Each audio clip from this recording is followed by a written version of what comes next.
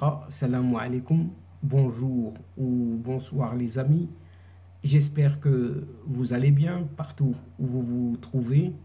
En tout cas, c'est ce que je vous souhaite pour le meilleur de toutes les situations, bien évidemment. Pour ma part, je suis ravi, heureux et content de vous retrouver une nouvelle fois et bienvenue sur votre chaîne Bled Maghribia. Un tout grand merci de nous recevoir chez vous et parmi vous à travers cette 344e vidéo qui vient vers vous pour vous proposer votre ce qui fait débat habituel, c'est-à-dire ce qui fait la petite discussion entre nous à chacune de nos rencontres. Et comme vous le savez désormais, votre CQFD de votre Bled Maghribia ne se consacre qu'à cette actualité nord-africaine. Et comme toujours, pour venir vous la résumer très brièvement et modestement, juste à notre niveau, en quelques petits mots, quelques petites phrases, bien sélectionnées ici et là, parmi cette actualité justement.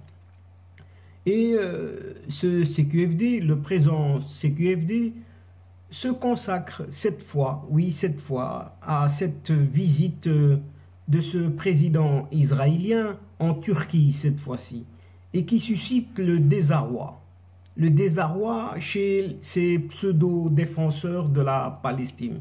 Et vous savez de qui il s'agit ici, tout de suite, sans citer de nom.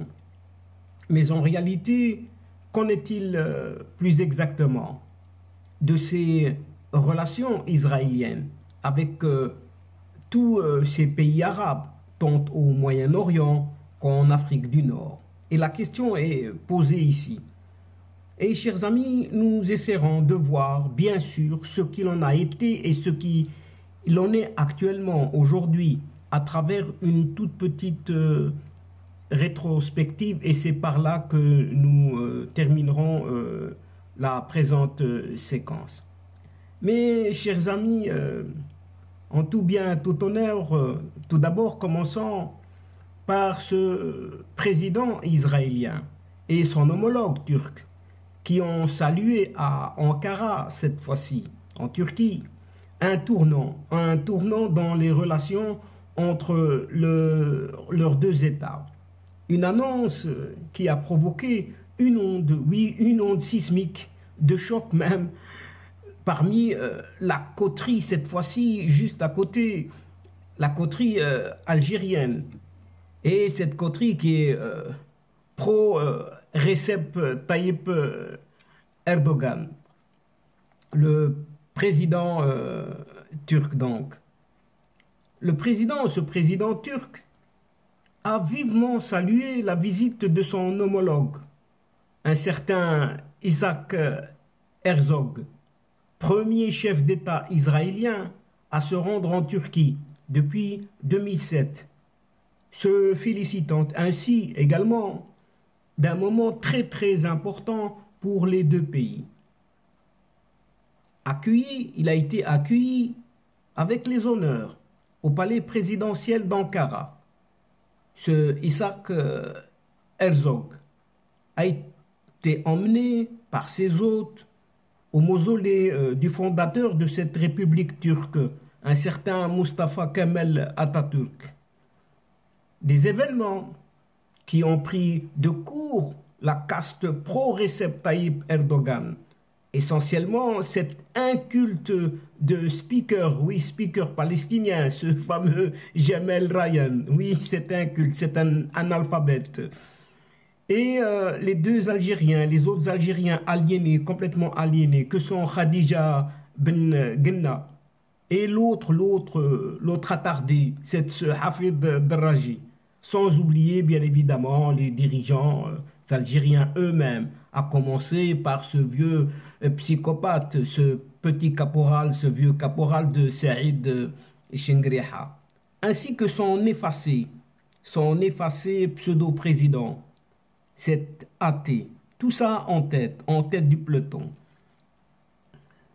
Ce qui n'avait pas de mots pour vilipender le royaume du Maroc, lorsqu'il a normalisé ses relations avec l'État hébreu, ont avalé leur langue cette fois-ci, et certains ayant considéré cette visite de ce Isaac Herzog comme un mal nécessaire, entre guillemets. D'autres comme ce clown qui ne fait plus rire, oui, ce clown qui ne fait plus rire du tout, même au football, oui, même au football.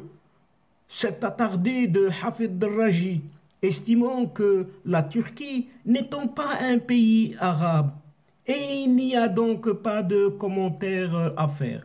Eh bien, nous verrons en seconde partie de cette séquence s'il n'y a pas vraiment de commentaires à faire à travers la rétrospective que nous vous présenterons ici avec plaisir.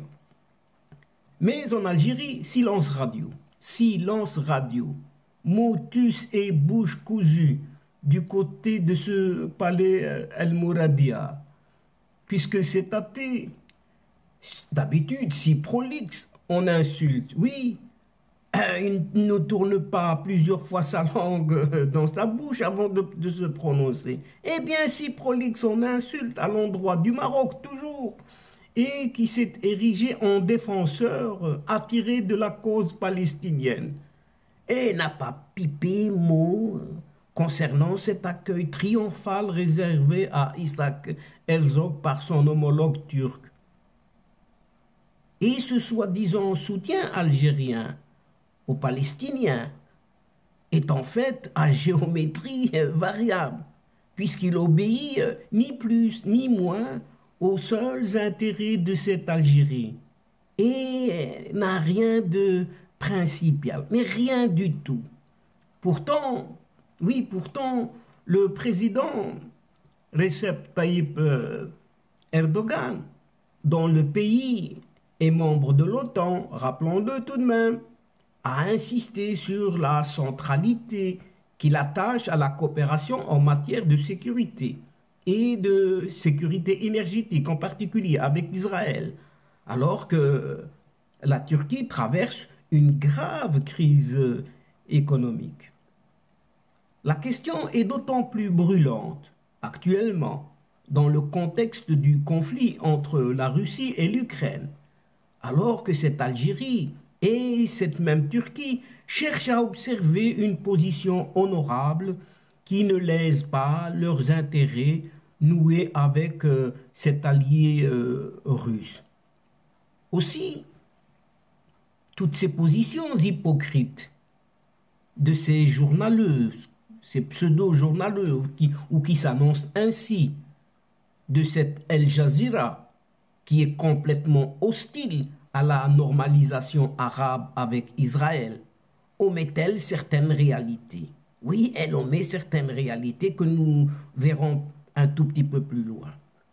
Tel Aviv, par contre, Tel Aviv a conclu en 2020 un accord avec Chypre et la Grèce portant sur la construction d'un gazoduc devant acheminer du gaz vers l'Europe, un projet qui a suscité l'opposition d'une Turquie en difficulté économique et politique. Le chef de l'État turc, ce Recep Tayyip Erdogan, qui s'est fait ces dernières années, du moins en apparence, l'ardent défenseur de la cause palestinienne, a également réitéré l'attachement de la Turquie à une solution à deux États. Une solution à deux États au statut de Jérusalem et l'amélioration du sort des Palestiniens sur le plan politique et social. Mais c'est exactement, chers amis, exactement la même position du Maroc. Pourtant, cible privilégiée des 10 journalistes. Oui, sachant que Rabat a appelé récemment à préserver l'identité arabe et islamique de Jérusalem, ainsi que son statut juridique, historique et démographique.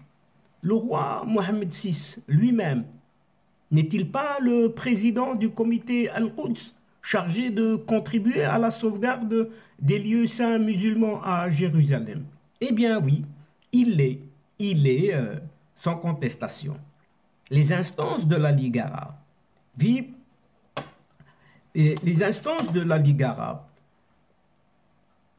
viennent de lui rendre un vibrant hommage pour son rôle dans la défense de la cause palestinienne, cette cause palestinienne justement, aux grandes dames du palais d'El Mouradia et de ses excroissances Al Jazeera.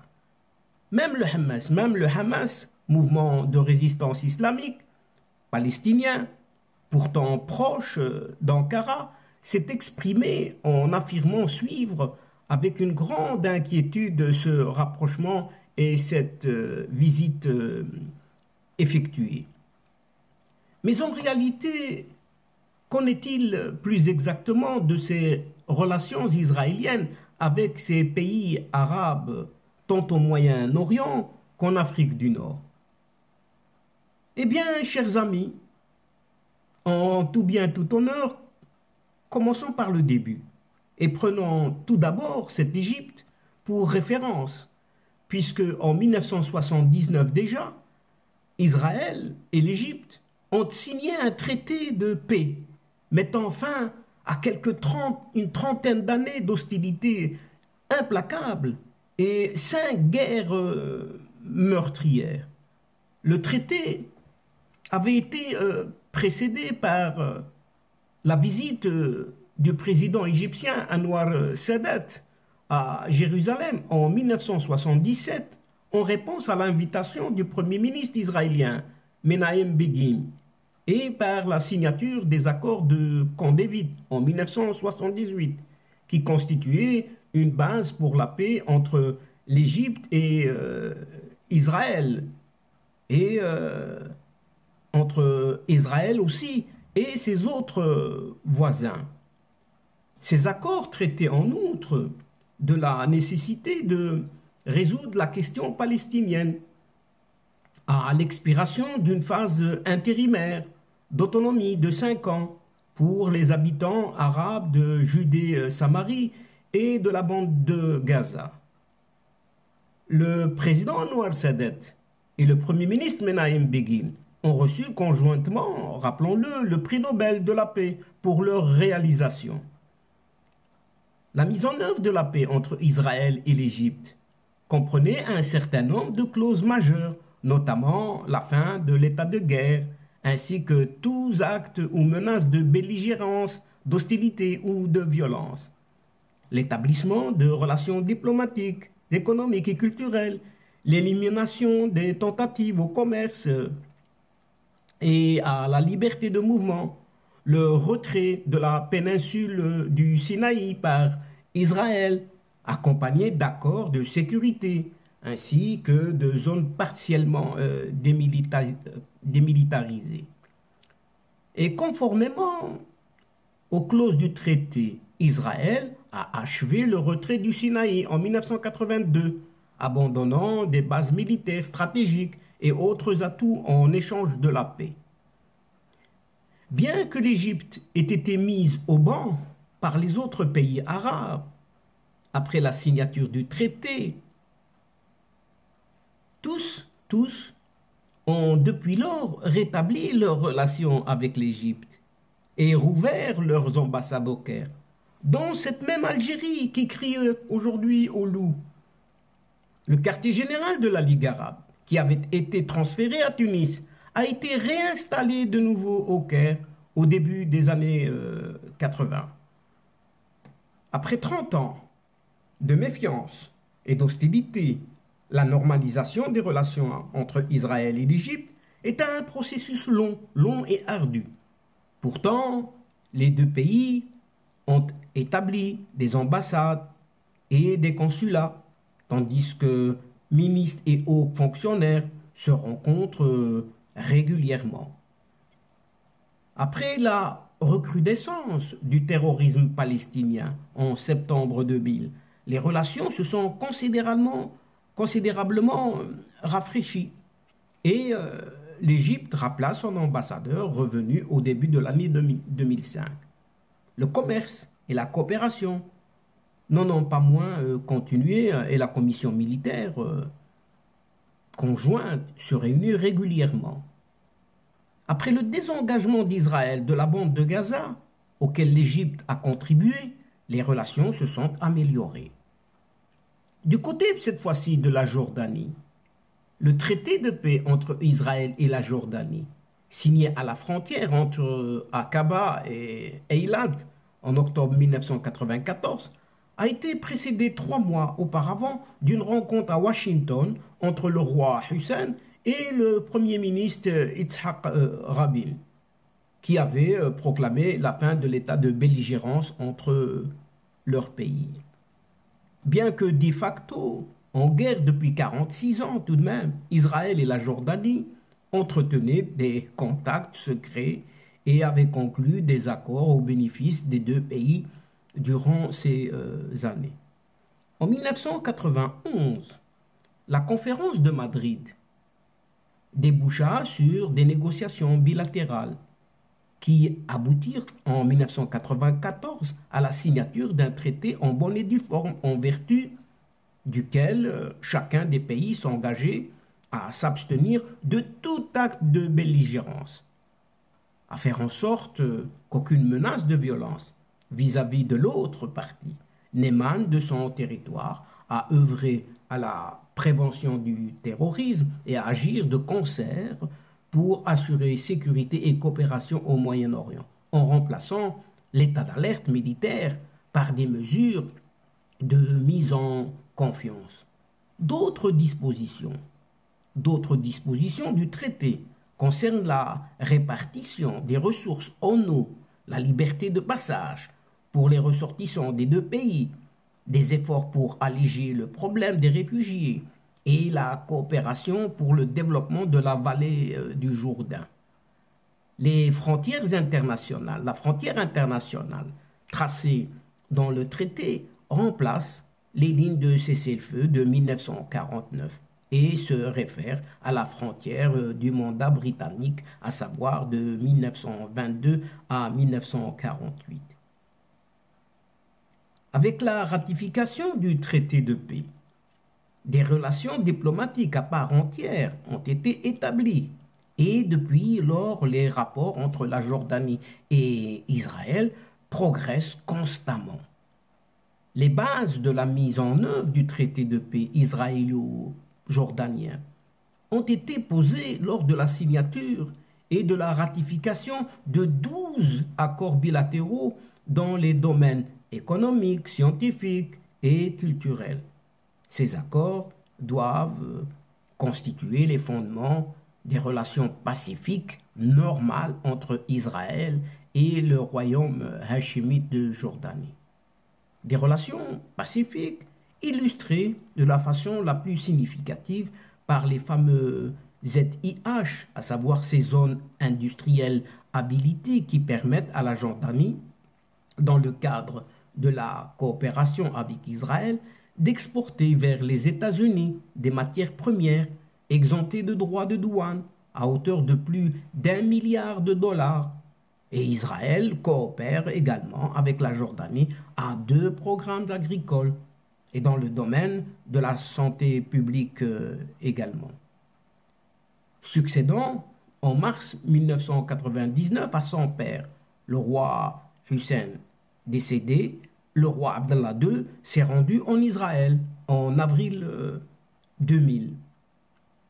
Après le déclenchement des violences palestiniennes en septembre 2000 dans les territoires, les relations avec Israël s'altèrent et la Jordanie rappela son ambassadeur. Depuis la fin de la deuxième guerre du Golfe, toutefois, on assiste à une recrudescence progressive des relations et la Jordanie a de nouveau envoyé son ambassadeur en Israël en 2005. En juin 2003, ce roi Abdallah II a accueilli un sommet à Aqaba en présence du président George Bush, du président américain, du premier ministre Ariel Sharon, le ministre israélien, et du président de l'autorité palestinienne, ce Mahmoud Abbas. En avril 2004, le roi Abdallah II a rendu visite à Ariel Sharon en Israël dans sa résidence du Negev. Quant aux États du Golfe en général, oui, les États du Golfe en général, cette Arabie, suite au processus de paix au Moyen-Orient. Eh bien, les États du Golfe, pour la première fois depuis 1948, ont manifesté leur intérêt pour l'établissement de relations avec Israël. Les premiers contacts ont été suivis de plusieurs visites de hauts fonctionnaires des deux parties. En mai 1996 déjà, Israël a ouvert des bureaux de représentation commerciale à Oman et au Qatar pour développer des relations économiques, scientifiques et commerciales, mettant l'accent sur l'exploitation des ressources en eau, en particulier le tourisme, l'agriculture, les produits chimiques et les technologies de pointe. Avec l'intensification du terrorisme palestinien en septembre 2000, les relations avec les États du Golfe se sont distendues et le bureau de représentation commerciale de Oman a été purement et simplement fermé. Et depuis, pratiquement la quasi-totalité des pays du Golfe ont rétabli, oui, rétabli, comme si de rien n'était, des relations normales avec l'État d'Israël. Mais en ce qui concerne les pays du Maghreb, depuis 1994, trois pays arabes d'Afrique du Nord, trois pays, oui, le Maroc, la Mauritanie et la Tunisie, se sont joints à d'autres pays arabes qui ont choisi la voie de la paix et de la réconciliation et ont noué des relations diplomatiques avec Israël. Amorcées à divers niveaux, ces relations entre le Maroc et Israël ont été officialisées avec l'ouverture par Israël en novembre 1994 d'un bureau de liaison à Rabat. Et 4 mois plus tard, le Maroc ouvrait également son bureau en Israël, établissant ainsi formellement des relations diplomatiques bilatérales. La Mauritanie et Israël ont conclu un accord lors de la conférence de Barcelone en novembre 1995, en présence du ministre espagnol des Affaires étrangères, visant à l'établissement de bureaux d'intérêt dans les ambassades espagnoles de Tel Aviv et Nouakchott. La Mauritanie a ouvert une mission diplomatique à Tel Aviv en mai 1996 en indiquant qu'elle souhaitait normaliser totalement ses relations avec Israël. En octobre 1999, la Mauritanie devenait le troisième pays arabe, après l'Égypte et la Jordanie, à établir des relations diplomatiques complètes avec Israël. Et selon un calendrier établi par Israël, la Tunisie et les États-Unis. En janvier 1996, Israël a ouvert un bureau d'intérêt en Tunisie, soit une ambassade pour ne pas dire son nom, en avril 1996. Et la Tunisie a fait de même 6 semaines plus tard, en mai 1996. Les relations diplomatiques avec les pays dits modérés, entre guillemets, du Maghreb, revêtent une importance toute particulière, compte tenu du rôle joué par ces pays dans le monde arabe et de l'importante population d'originaires d'Afrique du Nord vivant en Israël, sentimentalement attachés au pays où leurs familles ont vécu pendant des siècles. Cette affinité, donc, constitue un atout susceptible d'approfondir les relations et de jouer un rôle concret dans le processus de paix. Après la recrudescence du terrorisme palestinien en septembre 2000, toujours en septembre 2000, le Maroc et la Tunisie ont rompu leurs relations diplomatiques avec Israël et certaines relations commerciales. Et le tourisme se poursuivent néanmoins, ainsi que des contacts dans d'autres domaines, jusqu'à ce fameux accord tripartite, dénommé accord d'Abraham, avec les États-Unis d'Amérique, les USA, le Royaume du Maroc et l'État d'Israël, qui ont renoué le 10 décembre 2020 les relations diplomatiques interrompues le 4 juillet 1994. Et les simples bureaux de liaison ont été remplacés par des ambassades et consulats qui ont été ouverts au Maroc et en Israël. Et après tout cela, après toute cette historique, cette Algérie continue de crier à haut et à chaque événement quand il s'agit d'un autre pays qui fait contact avec Israël. Mais le Maroc ne devrait pas le faire pour les beaux yeux de ce vieux régime politico-militaire algérien. Et donc, chers amis et chers adeptes de la chaîne, c'est ici que prend fin cette séquence en prenant congé de vous, mais néanmoins, nous espérons vous retrouver très très bientôt avec un immense plaisir, bien évidemment, comme d'habitude, pour vous relater d'autres thèmes lors de vos prochaines vidéos de votre CQFD, c'est-à-dire de ce qui fait la petite discussion à chacune de nos rencontres.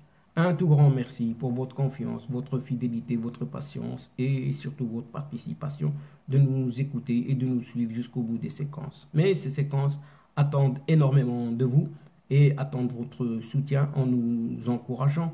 Mais néanmoins, ne nous oubliez pas et n'oubliez pas d'aider votre chaîne en vous y abonnant très très nombreux et de faire abonner tous vos proches, toutes vos connaissances partout où vous êtes afin d'y être informés très très rapidement et ce en toute primeur.